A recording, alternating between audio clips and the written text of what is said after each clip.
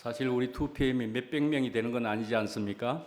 그런데도 우리의 합창단이 이 정도 된다는 것은 굉장한 역량이다, 능력이다, 뭐 일당백이다, 뭐 이렇게 정말 보여지는 놀라운 모습이다, 찬양이다 하는 생각이 들고요. 뭐 제가 가끔씩 표현한 것처럼 우리가 정군의 간부하다 그렇게 하는 것처럼 우리 모두가 얼마나 대단한 사람들인지 그것을 보여주고 계시는지 하는 생각이 들게 됩니다. 오늘 제목은요, 주님이 없으면 파손됩니다 라는 제목입니다. 제목을 보면 파손된다 이러니까 좀 부정적인 단어이죠. 그렇지만 오늘 말씀이 마침 18, 19, 20절의 말씀 세 개가 다 선한 싸움이든지 파선이든지 20절은 더 무서운 것 같은 그런 내용이 들어 있습니다, 사실은. 그래서 이런 제목 정도가 그냥 나올 수밖에 없겠다 하는 생각이 들고, 그러나 귀한 말씀이 되리라 생각합니다. 디모데전서 1장 18절부터 20절까지 말씀입니다. 읽어드리겠습니다.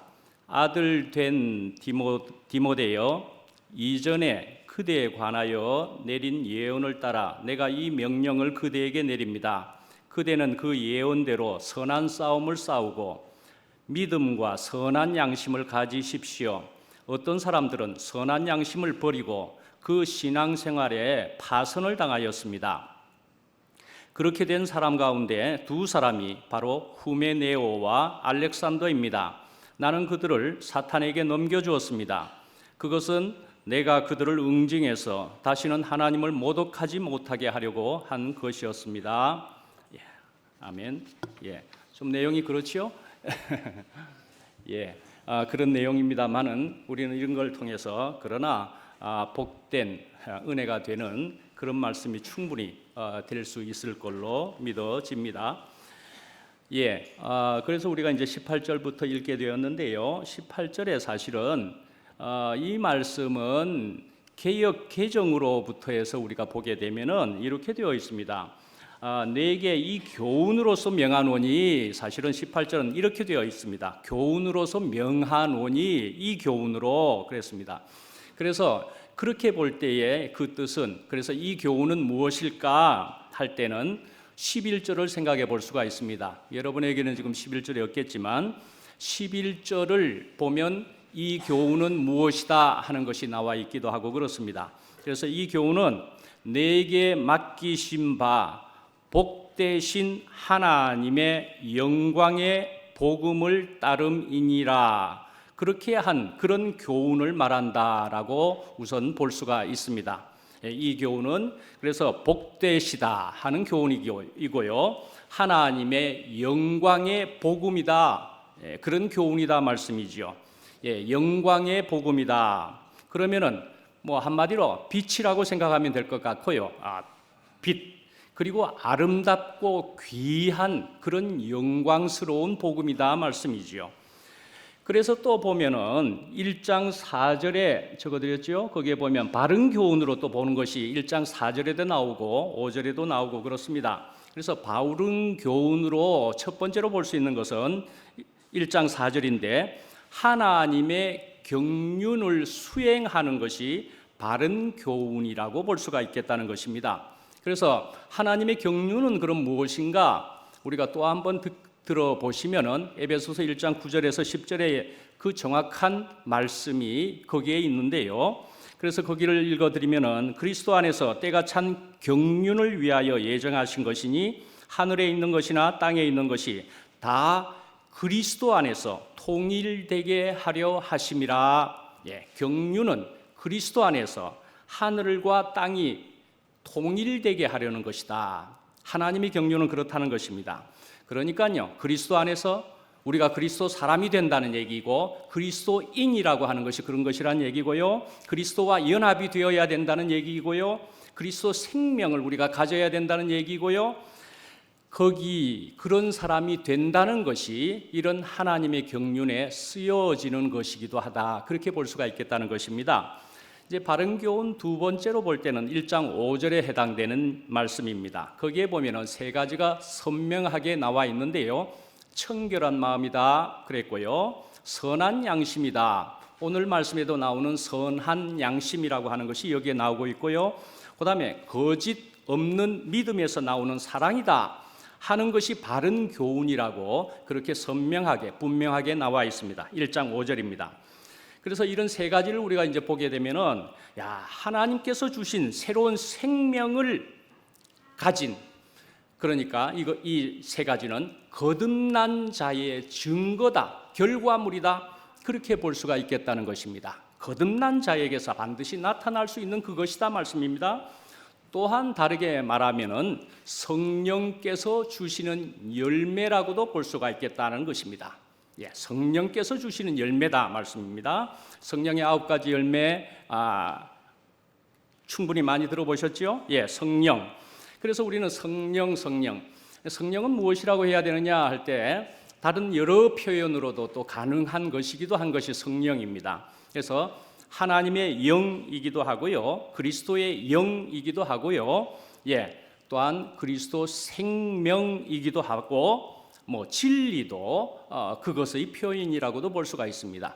여러 단어로 표현되는 그것이기도 하다 말씀입니다.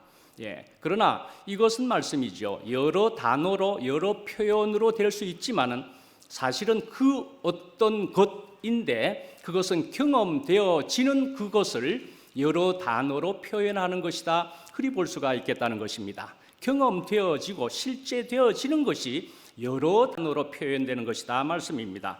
그래서 이것은 나는 생명이다 또는 성령이다, 그거 아무리 들어도 잘 모르겠다, 아니요, 경험되어지면, 경험하면은, 누려보면 볼수록 이런 것을 이야기했구나, 이제 느껴지고 이해되고 알게 된다, 그렇게까지 되어진다 말씀이죠.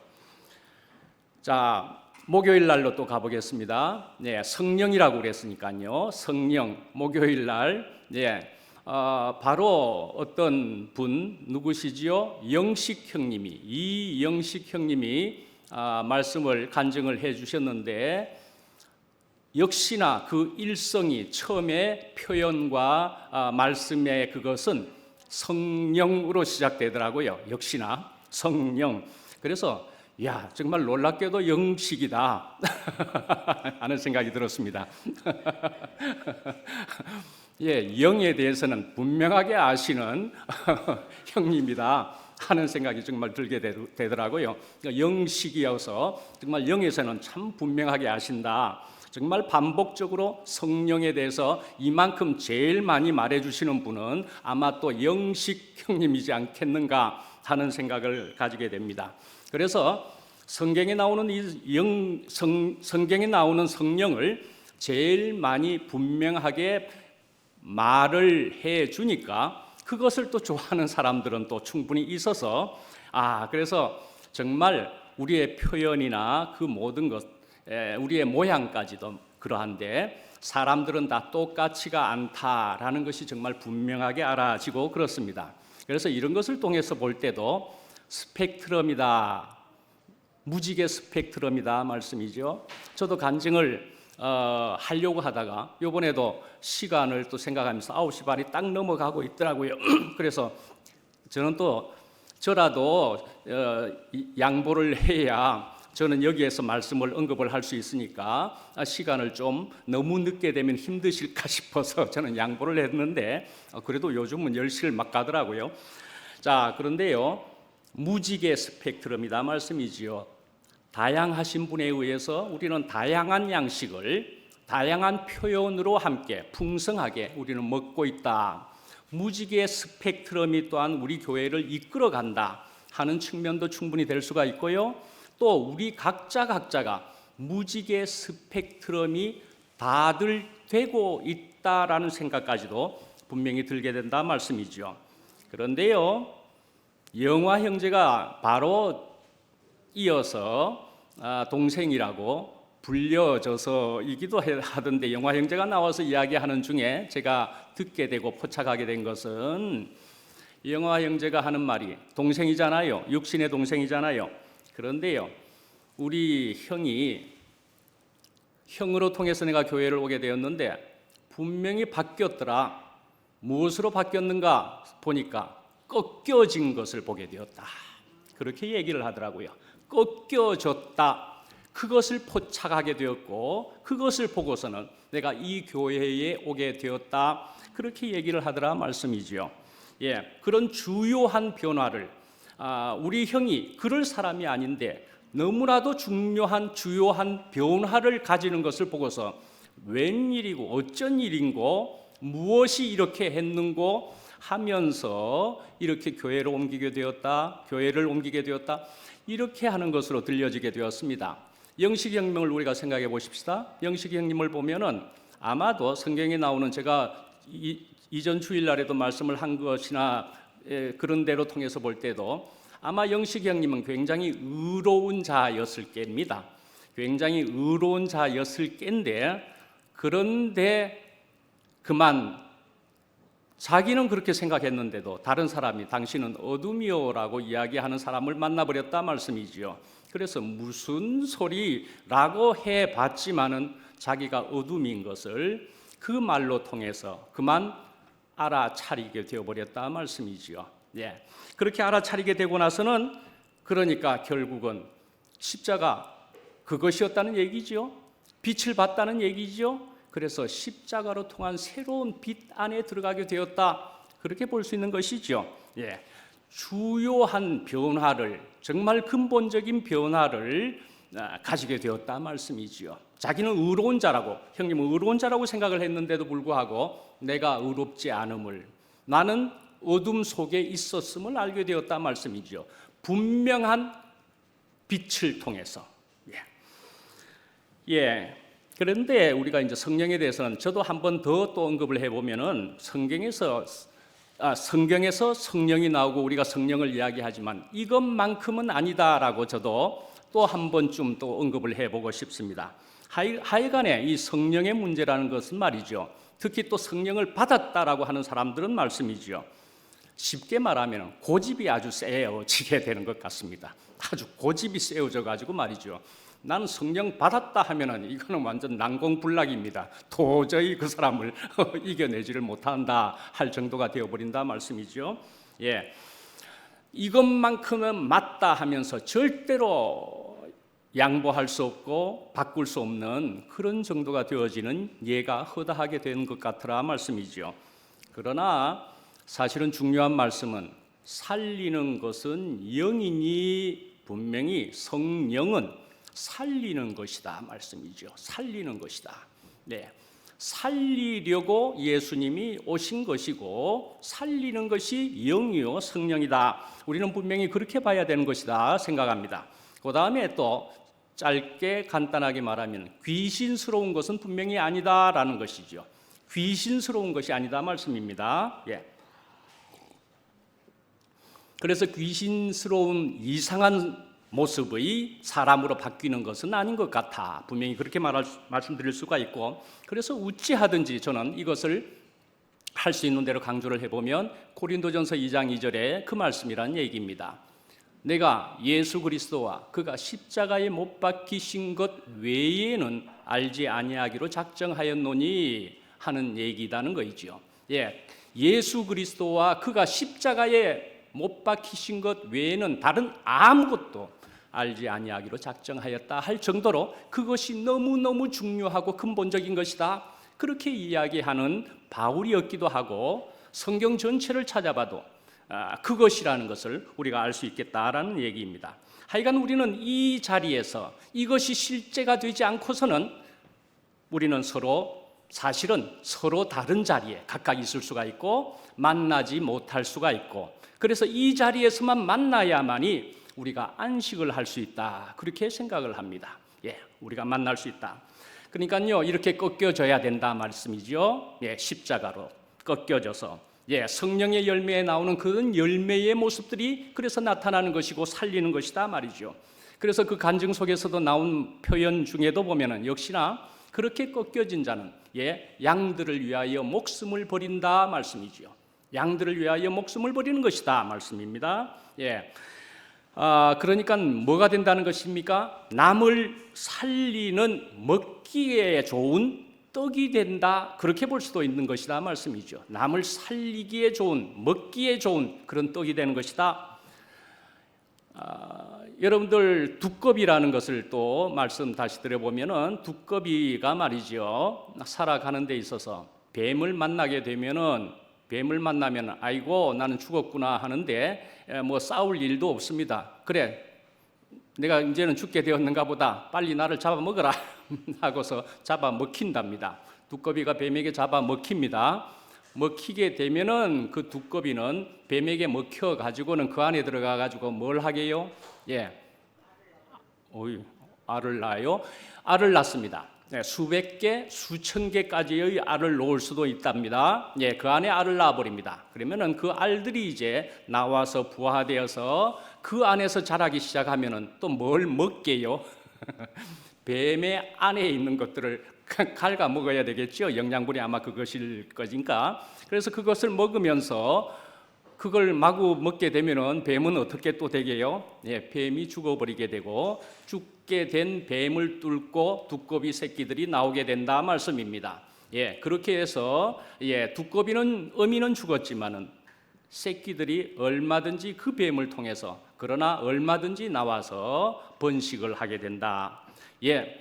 양들을 위하여 목숨을 버린다, 한 알의 미랄이 하는 그런 얘기가 다 이런 얘기이기도 한 것입니다. 내가 죽는데 내가 죽는 것으로 끝날 것 같습니까? 가 아니고, 끝나는 것이 아니고 놀라운 일이 생긴다라는 얘기입니다. 사실은 내가 죽고 끝나버리는 것이기보다는 나도 죽고 끝났는데 전혀 새로운 것으로 바뀌기까지 하는 것을 나도 누리고 경험할 수가 있게 되는 것이기도 하지만은 또 다른 사람을 살리기도 하는 것이다, 그 말씀이라는 얘기죠. 자, 오늘 여기에 보면은 이제 믿음 그것으로 선한 싸움을 싸우며, 선한 싸움이라는 얘기가 나오고 있는 것입니다. 선한 싸움이다. 그래서 선한 싸움이 무엇이냐 하는 것인데, 하여튼 선한 싸움이 아닌 싸움이라면은 우리는 피해야 되겠다, 그리 볼 수가 있는 것이지요. 선한 싸움을 하라고 명령이 되어 있으니까요. 자, 바리새인 얘기와 세리의 얘기를 다시 한번 해보십시다. 바리새인은 자기가 의롭다고 생각을 했다라는 얘기죠. 그래서 자기는 의롭다고 생각을 하면서 남을 멸시하는 바리새인이다, 그렇게 나와 있습니다. 그런데 세리는 자기는 의롭지 않다라고 생각했다는 것이죠. 그러니까요, 자기 의라고 하는 것은 성경의 또 다른 표현에는 더러운 옷과 같아, 그렇게도 이야기하고 말씀에 나와 있습니다. 그러니까는요, 그런 것과도 같이 선한 싸움이라고 했는데요, 이 선하다 하는 것도 사실은 자기 선, 그것을 이야기하는 것이 아닙니다. 우리들의 자기의 선을 말하는 것이 아닌 것이다 말입니다. 우리들이 가진 선이라 하는 것은 아주 상대적인 것일 뿐이다라는 얘기입니다. 상대적인 것입니다. 물론 그러니까 뭐요? 하나님의 선을 이야기하는 것입니다. 하나님의 선입니다. 그러니까 주님만이 선이고 주님만이 절대적 선이다, 이 말씀이죠. 우리의 가진 선은 자기 의가 더러운 옷과 같은 것처럼 그런 것일 뿐이라는 얘기입니다. 그러니까요, 선한 싸움인지, 그러면 반대로 악한 싸움인지, 내가 그러면 어떤 싸움을 하고 있는지 우리는 이것을 이런 정도로 점검해 볼 수가 있습니다. 우선은 싸움의 대상이 누구냐 하는 것입니다. 싸움의 대상, 싸움의 방법이 무엇이냐, 싸움의 목적이 무엇이냐, 이것을 통해서 점검해 볼 수 있고 살펴볼 수가 있겠다는 것입니다. 우리가 대상이라는 것을 생각해 보면은 싸움의 대상 누구요? 우선 1차적으로 볼 때 가족은 아니어야 되는 것 같아 보이시죠? 가족 아닙니다. 형제자매도 아닙니다. 그죠? 교회 안에 형제자매도 분명히 아닌 것이다 말씀이죠. 우리의 형제자매, 우리가 형제자매라고 할 때는 한 아버지 밑의 우리가 형제자매라는 얘기이죠. 한 아버지를 두고 있는데 형제자매끼리 싸울 일이겠느냐 말씀입니다. 그러니까 요즘 심각한 것은 무엇이라고 가끔 얘기하죠. 저도 좌우의 문제조차도 말이죠, 교회 안에서 싸울 일이 되겠느냐 하는 거이죠. 교회 안에서는 싸울 일이 없는 것입니다. 그것보다도 더 높은 영원한 복된 가치가 있는데 우리가 좌우라는 부분을 가지고 우리가 싸울 일이 없는 것이죠. 그런 것은 없습니다. 태극기 휘날리며라는 영화가 그런 것입니까? 예, 그 안에서 형제들이 서로 이념과 사상이 다른 것 때문에 참 슬픈 일을 겪게 되는 그런 일을 우리가 보게 됩니다. 예, 그러니까요, 우리는 교회 안에서 나는 이것이다, 주님이다, 생명이다, 그리스도가 아닌 그 외에 다른 것으로 또한 우리가 주장을 할 일은 분명히 없는 것이 맞겠죠. 예. 자, 우리가 분명히 또한 잘못된 방법으로 싸우면은 안 되는 것입니다. 잘못된 모습으로 싸우면은 안 되는 것이기도 하다 말씀이죠. 네, 어떤 모습으로 싸우는 것일까요? 폭력이 물론 안 되는 것이겠죠. 삿대질도 안 되는 것이고요. 고성이라는 것도 안 되는 것이고요. 네, 그런 건 아닙니다. 불쾌한 말을 하는 것도 물론 아닙니다. 그죠? 예, 그런 것으로 싸우는 것은 아니다는 말입니다. 심지어 그러니까 우리를 악하게 대하는 사람이라 할지라도 우리는 무엇으로요? 선으로, 하나님의 선으로 말이죠. 그리고 하나님의 그리스도의 생명으로 우리가 대해야 할 것이다 라는 말씀이죠. 그러니까 우리는 무엇에 대해서 싸우는 사람이라고요? 하나님의 불의에 대해서 우리가 싸우는 사람들이다. 분명 그런 것이죠. 예, 잘못된 목적으로 싸우면 안 되는 것이죠. 예, 그러니까 선한 싸움의 그 목적은 뭡니까? 하나님의 선하신 뜻을 이루는 것입니다. 예, 어찌하든지 하나님의 뜻이 이 땅 위에 하나님의 나라를 건설하는 거기에 맞춰야 되는 것이겠지요. 네, 그래서 바른 교훈이라는 것을 앞에도 언급해 드렸습니다. 내 생각과 내 뜻은 분명히 아니라는 얘기입니다.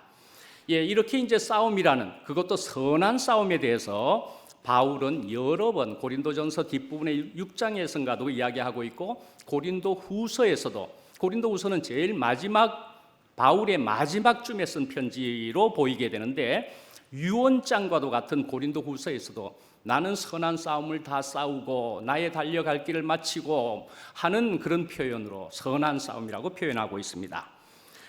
그래서 이제 다시금 선한 싸움은 무엇일까를 우리가 다시 종합해서 말씀드려 보면은 선한 싸움이란 바른 교훈으로 다른 교훈을 분별하는 것이다. 그리 볼 수가 있겠죠. 예, 바른 교훈으로 다른 교훈을 분별하는 것이다 말이죠. 그러나 여기에도 단어의 표현으로 보면은 분리라고 볼 수 있는 것은 아닙니다. 분리의 의미는 아닙니다. 꼭 분별하는 것이다 말이죠. 판단도 아닙니다. 판단도 아닙니다. 분별하는 것입니다. 그리고서는요, 믿음의 주요 온전하게 하시는 이인 예수를 향하여서 달려가는 것이 선한 싸움이다. 이게 선한 싸움의 모습이다 말씀이죠. 예. 내용이다 말씀이죠. 이제 19절로 가보겠습니다. 19절에 보면은 믿음과 착한 양심을 가지라 그렇게 했습니다. 믿음과 선한 양심을 가지십시오. 예, 여긴 착한 양심을 가지라 개역개정에는. 예, 그래서 이것을 또 다른 말씀으로 보면은 디모데전서 3장 8절 9절에 의해서 보면은 선한 양심은 믿음을 담는 그릇이라는 표현도 또 나와 있습니다. 선한 양심은 믿음을 담는 그릇이다 말이죠. 선한 양심, 믿음을 담는 그릇.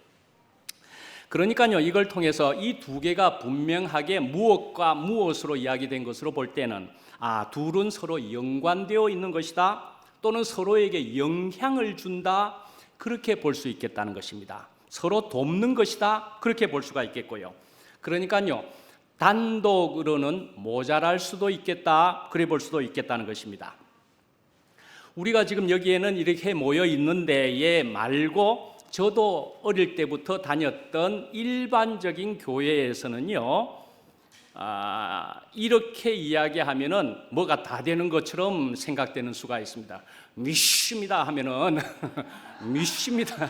발음도 아주 희한하게 하는 정도로 저도 얼만큼은 그렇게 했다고 말씀드려 봤는 것 같은데, 하여튼 믿습니다 정도 아닙니다. 믿습니다 하면서 이렇게 발음하면은 다 되는 것처럼, 구원이 분명히 되는 것처럼, 천당을 갈 수 있는 것처럼 그렇게 생각을 하는 수가 있습니다. 예, 믿음을 잘못 생각하고 너무 얕게 생각하는 수도 있겠다는 것이죠. 예, 그것만으로 다 되는 것은 아니라는 얘기이죠. 그러니까요, 예, 이 믿음도 무엇이 어떻게가 제대로 된 믿음이냐. 먼저 한번 양심을 또 그러나 먼저 보겠습니다. 양심을. 구약 성경에는 말씀이지요. 오늘 본문에는 나와 있지만 양심이라는 단어가 하나도 안 나옵니다. 양심이라는 단어가 안 나옵니다. 네, 안 나옵니다. 근데 왜 구약 성경에는 그러면 양심이라는 단어가 안 나왔을까 할 때는요, 나올 필요가 없습니다. 율법이라는 아주 굉장한 것이 그냥 버젓하게 있으니까요. 예, 율법이라는 것이 있으니까. 그래서 이스라엘 백성들한테는 말이죠, 그 양심에 해당되는 것이 그냥 율법이었습니다. 율법. 예. 그러니까 이 이스라엘 사람들은 하나님의 뜻이라면은, 이 율법이라면은 무조건적으로 행했다, 지켰다 이기도 하지만은 네, 행했다라는 것입니다. 그래서 유대인의 하나님은 어떤 하나님이었느냐? 율법 하나님이었다, 그리 볼 수가 있겠다는 것입니다. 유대인의 하나님은 율법의 하나님입니다. 예. 그런데 이방인은 어떻느냐 하는 것입니다. 이방인은요, 하나님도 없겠죠. 예. 그리고 율법도 없겠죠. 그러니까 양심이라는 것이 있었다 말씀입니다. 양심이 그 자리를 차지하고 있는 것이란 말씀입니다. 예. 그래서 히랍인들은 그래서 양심을 다이몬의 소리다 그렇게 이야기했습니다. 양심을 다이몬의 소리다, 그러니까는 신의 소리다, 그렇게 이야기를 하고 있었고요. 바울도 그러니까 이방인들을 향해서 주로 전도를 하고 말씀을 그러니까 전했기 때문에 이런 양심이라는 단어 표현을 적었다, 그리 볼 수가 있겠다는 것입니다. 그래서 우리가 이제 양심 한번 잠깐 살펴보시면은요, 좀 우리가 상식적으로도 그렇고 우리가 이해를 위해서 한번 살펴보시면, 우선은 데몬이라는 영어가 있습니다. 데몬. 네, 이것에 해당되는 것인데 데몬이라는 뜻은 오늘날 영어 안에서는 이것은 악령이고 악마라는 뜻으로 쓰이고 있습니다. 악령, 악마인데 이런 데몬이 그 이전에 그 소크라테스 시절에는 이것이 다이몬이라 그렇게 불려졌고요. 그래서 이 다이몬이라고 하는 이것은 고대 그리스에서는 굉장히 넓은 광범위한 그런 의미였던 것으로 보여지고 있습니다. 그래서 거기에는 이제 자연신의 의미나 또는 어떤 개인이 어떤 가지고 있는 영적인 어떠한 것, 이런 것까지 이야기하고, 이제 우리가 오늘 참고해 볼 수 있는 내면적인 양심의 목소리로 해석되기도 했다, 그렇게 볼 수가 있습니다. 양심의 목소리로. 그래서 소크라테스가 뭐라고 이야기했지요? 너 자신을 알라. 예, 너 자신을 알라. 근데요, 이 말이 엄밀하게 이야기하면은 소크라테스가 특히 누구에게 그 말을 했느냐 할 때는 젊은이들에게 그 말을 했습니다. 젊은이들에게 그 말을 했는데 이것이 단순히 너 자신을 알라는 말이 아니었다는 것입니다. 엄밀하게 말하면은. 그래서 소크라테스가 그 당시의 젊은이들에게 말하고자 했던 것은 사실은 너 자신의 다이몬을 알라라는 말이었다는 것입니다. 너 자신의 다이몬을 알라. 예, 그렇게 하는 것이었습니다. 그러니까요, 이 다이몬이라고 하는 표현, 그 사상 말이죠, 때문에 재판을 받고 죽게 되었다라는 말입니다. 그것 때문에 죽게 되었다는 것입니다. 다이몬이라 하는 것 때문에. 그러니까요, 소크라테스는요, 그 사회의 그 당시의 기득권층 또는 어른들이 젊은이들이 들을 수 있는, 그들에게 가르쳤고 그들에게 들을 수 있는 내면의 목소리를 들어야 된다라고 이야기하는 것이었단 말이죠. 다이몬을 믿어야 된다라고 주장을 했다, 그렇게 볼 수가 있습니다. 그러니까 그 당시 아테네 사람들은 그런 소크라테스의 사상이 사회의 기득권층의 사회 체계를 흔들어 놓을 수 있는 그런 위험성을 가지고 있다라고 봤기 때문에, 혹세무민한다고 봤기 때문에 그러니까 죽게 되었다고 볼 수가 있다는 것입니다. 하여간에 그 당시 사람들도 무엇인가 깊은 속에 무엇이 있는 것 같아, 우리도 깊은 속에 무엇이 있는 것 같아 말씀이죠. 그래서 그리스인들은 행복이라는 것도 무엇이라고 봤느냐 하면은요, 에우다이몬이라고 했다는 것입니다. 그럼 불행은 무엇이냐 하면은 카코다이몬이라 그랬습니다. 에우다이몬, 에우는 좋은 다이몬, 카코다이몬 나쁜 다이몬, 그렇게 했다는 것입니다. 우리가 이제 우리를 살펴보면은, 우리 속을 살펴보면은 내 속에 내가 너무도 많아. 내 속에 내가 너무도 많아. 내 속에 내가 너무도 많은 그것이 어떻게 한다는 것입니까? 나를 괴롭게 한다. 괴롭게 한다가 맞습니다. 그죠? 내 속에 내가 내 속에 있는 것인데 그건 내 거라고 아니할 수가 없고 그것이 너무 많아서. 근데 그것이 나를 괴롭게 한다. 디몬이라는 말의 뜻, 오늘날 영어의 데몬의 말의 뜻에도 보면은 나를 괴롭게 하는 것이다. 괴롭게 하는 것이다 말이죠. 그렇게 말한다는 것입니다. 괴롭게 하는 그런 뜻이 있다는 것입니다. 마음을 괴롭히는 것이다 말이죠.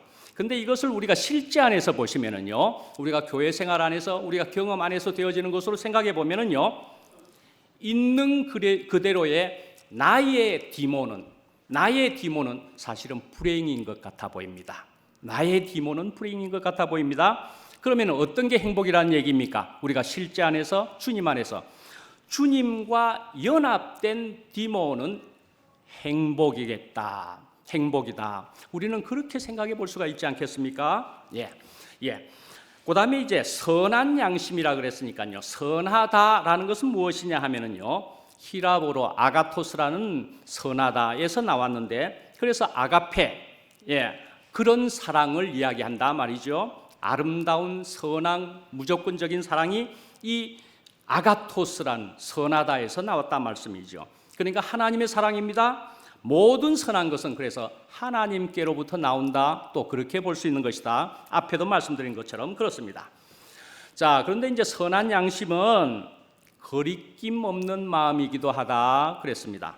상식에 맞는 마음이다. 그렇게 볼 수가 있다는 것입니다. 근데 이제 이런 거리낌이 없으려면은 예수의 마음이 있어야 됩니다. 거리낌이 없으려면 예수의 마음이 있어야 됩니다. 그 어떤 것도 안 되고 예수의 마음이 거리낌이 없는 마음이 되게 합니다. 그래서 그런 그리스도 예수의 마음은 또 모든 것을 내려놓는 마음이다. 그렇게 볼 수가 있습니다. 십자가에 가서 끝나고 내려지는 마음이다 말씀이죠. 우리가 십자가 앞으로 갈 때 십자가를 만나게 되면은 십자가를 내가 진다. 그렇게 하는 데에 있어서 내가 이고 지고 매고 그렇게 보따리 들고서 또 십자가까지 맬 사람은 없습니다. 내가 져야만 하는 것이라면 다른 것은 다 제껴놓고 십자가를 져야 되겠다. 그것이어야 되지 않겠습니까? 모든 것을 내려놓는 마음은 거리낌이 없습니다. 나를 내려놓으면 거리낌이 없습니다.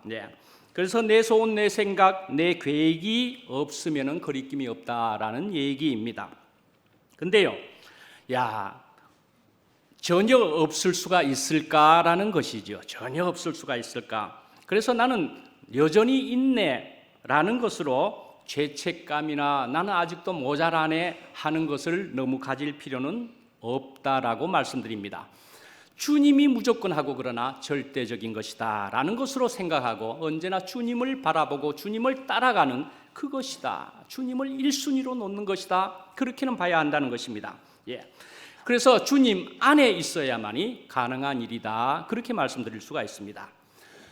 자, 그 다음에 이제 율법인데요. 율법이 결국은 무엇을 하느냐라고 우리가 생각해 보면 정죄를 한다. 그리 볼 수가 있습니다. 그런데 이 율법의 정죄는 말씀이죠. 하나님의 정죄인 셈입니다. 하나님의 정죄입니다. 그런데 이러한 정죄를 해결하기 위해서는 무엇이 필요하냐라고 나와 있느냐? 그리스도의 피가 필요한 것으로 되어 있다는 것입니다. 그리스도의 피가 필요한 것입니다. 이제 그리스도의 피의 역사를 우리가 살펴보면요, 이스라엘 백성들의 애굽에서 나올 때에 양의 피를 어디다가 발랐다고요? 문설주에 발랐습니다. 그리고는 문을 잠그고는 그 안에서 뭘 먹었다고요? 양의 고기를 먹었습니다. 양이 죽고 난 그 모든 것이었지요? 양이 죽고 난. 그래서 밖으로 볼 때는 문설주의 피를 누가 보았습니까? 하나님이 보신 것입니다. 하나님이 문설주에 있는 피를 본 것입니다. 그래서 그것을 보고서는 하나님은 어떻게 생각하겠다라는 것이죠? 그 집에 있는 사람은 다 죽었다. 그러니까요, 우리는 죽었습니다 라는 것을 그 밖에 문 설주에다가 표시를 했다 말씀이죠. 예, 우리는 죽었습니다. 우리는 죽은 사람입니다. 그랬을 때에 하나님의 그 재앙이 지나가게 되었다 말씀이죠. 이미 죽었다고 표시를 하고 있으니까 말씀입니다. 예. 그런데요, 구약의 이스라엘 백성들은요, 자기의 피는 드릴 수가 없었습니다. 살펴보면 자기의 피를 드릴 수가 없었습니다. 누구의 피를 드렸죠? 양의 피를 사실은 드렸던 것입니다. 이것을 통해서도 우리가 볼 때는 내 피로는 하나님 앞에 나아갈 수가 없다, 이리 볼 수가 있습니다. 그러니까 완전한 제물은 또한 그리스도의 제물, 그리스도의 피밖에 없다, 그리 볼 수가 있게 된다는 것입니다. 그러니까 우리는요, 주님께로, 하나님께로 가려면은요, 예수님의 피, 예수님의 제물을 의지하고서만 하나님께로 갈 수가 있다 말씀입니다. 하나님께로 예수님께 포함되어서 가는 것이다 말씀입니다. 예수의 피를 반드시 의지해야 된다라는 얘기인 것입니다. 자, 이제 그 다음에 양심의, 이방인에게는 양심의 주관하에 죄와 사망의 법이 작용을 했다라고 볼 수가 있습니다. 양심의 주관하에. 그런데 유대인에게는 어떻게 해요?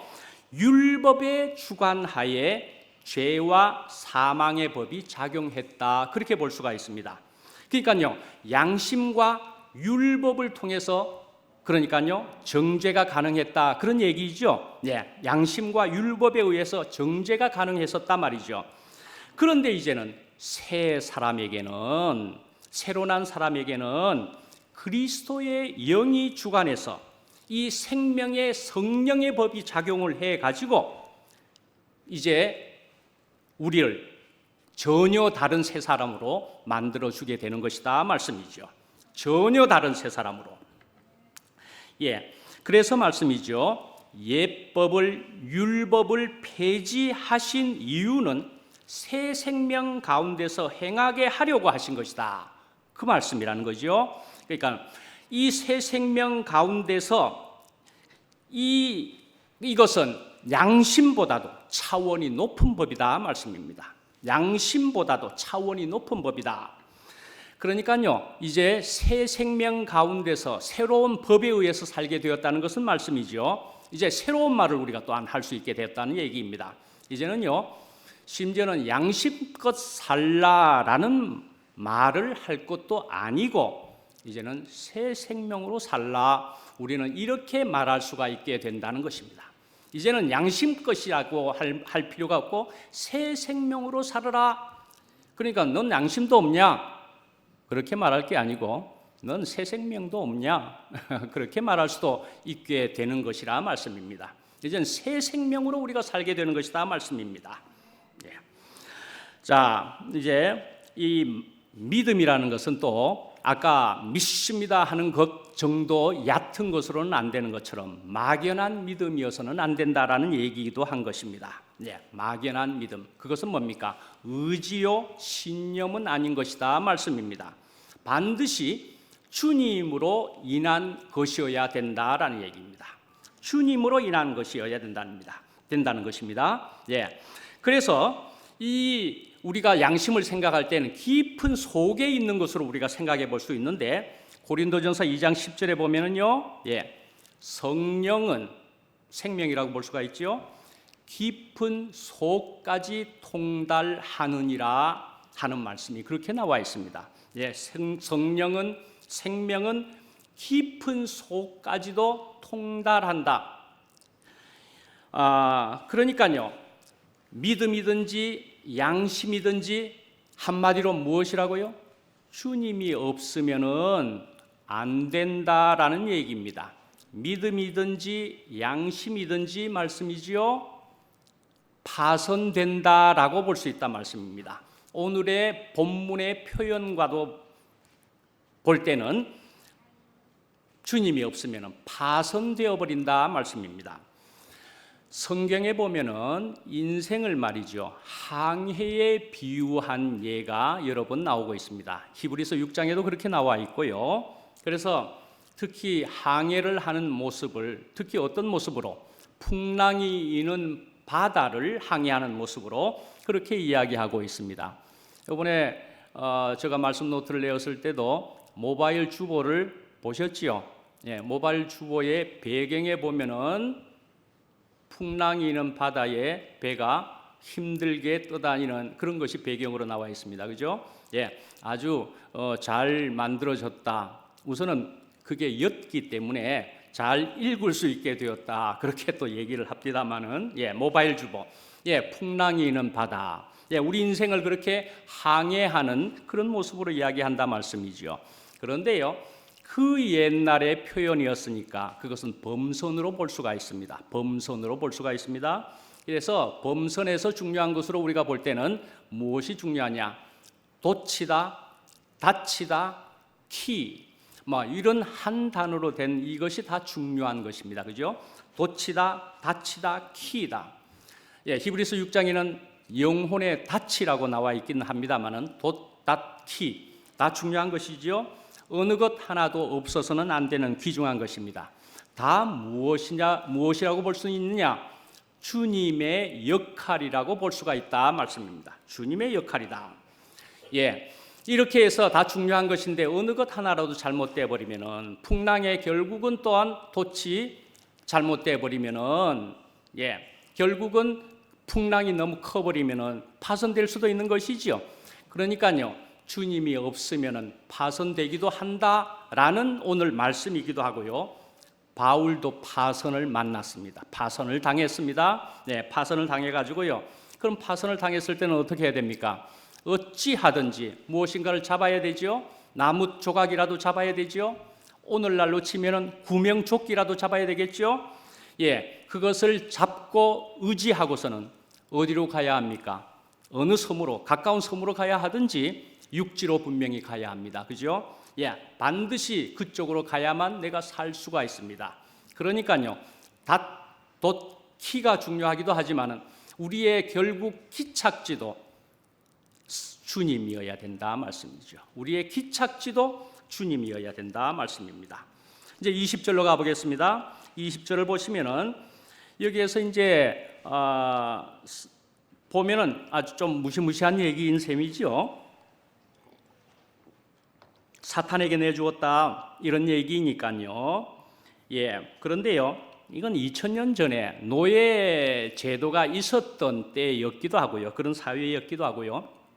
그런 인권 의식이 있었던 때이기도 하고요. 그러면서 사도의 권위가 또 그러한 때였을 수도 있을 그런 표현이라고 우리가 생각해 볼 수도 있겠다 말씀이죠. 그래서 공동 번역에도 보면은 하나님을 못 어가지 않도록 훈련을 받게 하였습니다. 그렇게 이야기하고 있습니다. 예, 그런데 이제 이 알렉산더와 후메네오 이 사람은 분명히 처음에는 참 바른 믿음을 가지고 있었을 게입니다. 처음에는 바른 믿음을 가지고 있었을 게인데 그만 이 사람이 잘못되어져 버렸다는 것이죠. 히브리서 10장에 이런 얘기가 특별하게 나와 있는 것을 참고로 말씀드릴 수 있습니다. 히브리서 10장 26절에 보면은 짐짓죄를 범하면은 다시는 새롭게 하지 않겠다. 맹렬한 불을 면치 못하게 하겠다. 그렇게 하는 말씀이 나와 있습니다. 역시 똑같이 무시무시한 얘기죠. 짐짓죄. 자, 이런 특별한 표현이 거기에 나와 있는데요. 짐짓죄를 지으면 다시건 회복되지 못하게 하겠다라는 말씀인데요. 이건 무엇을 이야기하는 것일까를 우리가 생각해 볼 때는요. 이렇게 말씀드릴 수가 있겠습니다. 하나님은요, 우리를 사랑하시기 때문에 협박을 하는 것이다. 그렇게 볼 수가 있습니다. 사랑하시기 때문에 협박을 하는 것이다 말씀입니다. 누구의 말이라고 볼 수 있을까요? 엄빠의 말이다. 그렇게 볼 수가 있습니다. 엄마 아빠의 말이겠다 말씀입니다. 엄마 아빠의 말. 그렇게 되면 이해가 되실 수 있지 않겠습니까? 사랑하기 때문에 이런 협박을 하는 것이다 말이죠. 예, 그래서 짐짓죄라는 것이 무엇이냐 할 때는요, 고의로 알고도 짓는 죄다 말씀입니다. 알렉산더와 후메네오가 그랬다고 볼 수가 있지 않겠습니까? 예, 그래서 우리가 야, 너 집 나가봐라. 너 그럼 나가라. 뭐 이렇게 한다든지 하면은요, 근데 사실은 집 나가면 너 고생이다. 그렇게 이야기하는 것이죠. 그런데도 꾸역꾸역 자기는 집을 나가 봅니다. 그죠? 자식은 집을 나가 봅니다. 그래서 아주 집 나가서 개고생을 하게 되지요. 현실 안에서 또 다른 것으로 보면은 너 그렇게 정말 살래? 그렇게 정말 살래? 너 나하고 죽자. 너 나하고 죽자. 근데 그 엄마나 아빠의 말이 과연 그런 것이냐 말씀이죠. 그러니까요, 이것을 볼 때도 하나님이 변덕쟁이라는 얘기가 아니고요, 하나님이 우리를 중심으로 살기 때문에 그렇다 말씀입니다. 우리를 중심으로. 그러니까 하나님은요, 엄마와도 같아, 아빠와도 같아 말씀이죠. 그러니까 아이가 말 안 들으면 어떻게 해요? 때리기도 할 수가 있는 것이죠. 그렇지만 또한 마음이 아파서 안아주는 엄마와 아빠와도 같아 말씀입니다. 네, 그런 것으로 우리가 이해해 볼 수 있겠다라는 것입니다. 자, 욥기를 우리가 생각해 봅니다. 욥기를 보면은 욥이, 그러니까요, 하나님께서는 사탄에게 욥의 믿음을 시험하도록 하나님이 허락하셨다라는 그런 기록이 나와 있습니다. 아주 독특한 내용이 거기에 사실은 나와 있습니다. 이것을 통해서도 볼 때는 사탄도 하나님의 손바닥 안에 있다, 그렇게 볼 수 있는 것이기도 하고 그렇지요. 예, 그래서 욥은 사탄에게 아주 시련을, 온갖 고통을 다 받게 됩니다. 재산을 잃기도 하고요, 예, 자녀를 잃고 가족을 다 잃고, 예, 엄청난 불치의 병까지 다, 그래서 죽을 지경까지 가고 나서는 그 다음에 알게 되었습니다. 아주 귀한 깨달음을 가지게 되었습니다. 그리고 나서 알게 된 것이 무엇이냐 하면요, 나는 아무것도 아니구나. I am nothing. 아무것도 아니다. 내가 정말 아무것도 아니구나. 티끌과 먼지와 흙이라는 것을 알게 되었다라는 것입니다. 내가 티끌과 먼지와 흙밖에도 안 된다. 이것보다 못하면 못했지. 나는 이것밖에 안 된다. 이런 나를 들어서 주님께서 그러나 나를 사람으로 빚으실 수 있다라는 것을 이 욥도 알게 되었고, 아는 사람은, 하나님의 사람은 알게 되는 것이다 말씀이죠. 그래서 이렇게 된 사람이 주님밖에 복이 없습니다 라는 것을 말하게 된다 말씀이죠. 저는 오늘 차를 타고 이렇게 오는데 참 놀랍게도 오늘 차를 타고 오는데 저희 딸이 운전을 하기를 좋아하고, 저희 딸이 운전을 하는데 저는 뒷자리에 앉아가지고 이렇게 옵니다.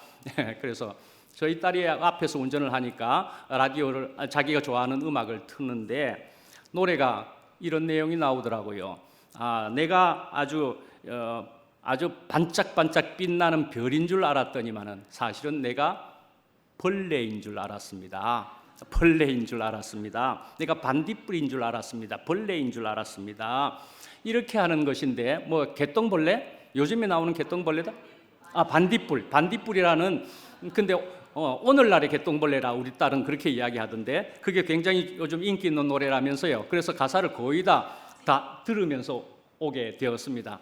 그래서 옛날의 개똥벌레 인셈이고, 거기 개똥벌레도 가사에 나오더라고요. 예, 내가 아주 굉장한 별과 같은 사람인 줄 알았는데 알고 봤더니 난 개똥벌레, 나는 벌레와도 같은 줄 알게 되었다. 그런 얘기를 하더라고요. 예, 그러니까요, 내가 아무것도 아닌 것을 알게 되었다. 내가 없어지는 만큼 주님이 나를 차지한다라는 것이죠. 주님이 나를 점령하게 된다라는 말씀인 것이죠. 예, 이것이 정말로 신나는 일이다라는 그 얘기다 말씀이죠. 예, 그런데요, 어떤 사람은 이렇게 얘기합니다. 그렇게 되는 것은 너무 비참하지 않느냐? 너무 패배주의적인 그런 생각 아니냐? 예, 그렇게 얘기를 합니다만은요. 예, 그래서 내가 열심히 하면 하는 것이 그 속에 들어 있을 수도 있겠다 말씀이죠.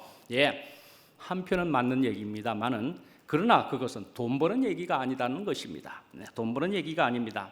내가 아무것도 아니다 하는 것은요, 인생의 근본을 알아야 된다는 얘기이죠. 예, 그러니까 여기에서 정말 완전한 역설이 여기에 있다 말씀이죠. 완전한 역설이. 내가 조금만 더 하면 될 것 같고 하는 사람에게는 이것이 참 쉽게 이해가 되지 않을 수가 있을 것 같습니다.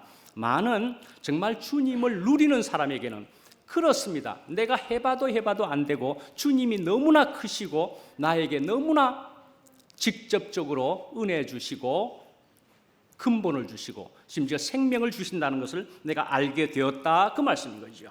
예. 정말 여기에서 완전한 역설인데 완전한 갈림길이 되어진다 말씀입니다. 내가 조금만 더가 아니고 내가 놓게 되는데 주님이, 그래서 엄청난 주님이 나에게 연결되는 것이다 말씀이죠. 내가 아무것도 아니지만 주님이 연결되어서 놀라운 내가 된다, 그 말씀이라는 얘기죠. 그러니 내가 더욱 주님밖에 복이 없습니다. 그런 인생으로, 그런 사람으로 살아갈 수밖에 없게 된다 말씀이죠. 예, 주님이 돛이든지 닻이든지 키이든지 우리의 모든 것이 된다는 말씀입니다. 그래서 우리의 모든 것이 이렇게 될 때에는 우리는요, 험한 풍랑이 있는 바다에서 우리를 인도하여서 우리가 가야 할 목적지로 주님께서는 데려가실 것이다, 도착하게 하실 것이다 말씀이죠. 이렇게 되는 모습은 무엇이냐? 우리가 물 위를 걷는 것과도 같은 표현과도 같아 말씀이죠. 내가 물 위를 걷는다, 안식과 평안을 가지게 된다 말씀입니다. 예, 우리에게 이런 놀라운 영원한 것을 경험하게 하고 누리게 하시고 복을 주신 주님께 감사를 드립니다. 예, 마치겠습니다. 기도하겠습니다. 은혜로우신 하나님 아버지, 저희들의 인생을 돌아보면 풍랑이 있는 바다에서 저희들이 참 힘들게 살았었음을 이 시간 다시금 되새겨 보게 됩니다. 그러나 저희들은 주님께서 우리의 등대가 되시고 빛이 되시는 것을 저희들로 이만큼 알게 하여 주셔서 감사합니다. 주님을 순간적으로 그만 보지를 못하고 빠졌던 베드로처럼 저희들은 빠지지 않게 하여 주시옵소서. 언제나 주님을 바라보기를 즐거이 할 수 있도록 저희들을 더욱 인도하여 주시옵소서. 예수님 이름으로 기도합니다. 아멘.